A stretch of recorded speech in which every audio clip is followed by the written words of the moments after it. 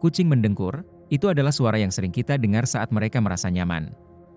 Tapi tahukah kamu, mendengkur bukan hanya tanda kebahagiaan? Kucing bisa mendengkur saat mereka merasa sakit atau stres.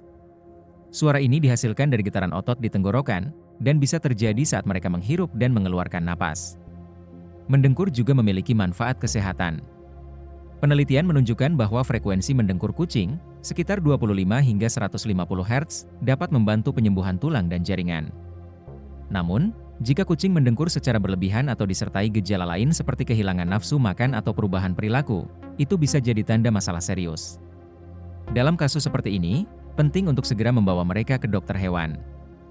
Jadi, perhatikan suara mendengkur kucingmu, itu bisa jadi lebih dari sekadar tanda kenyamanan.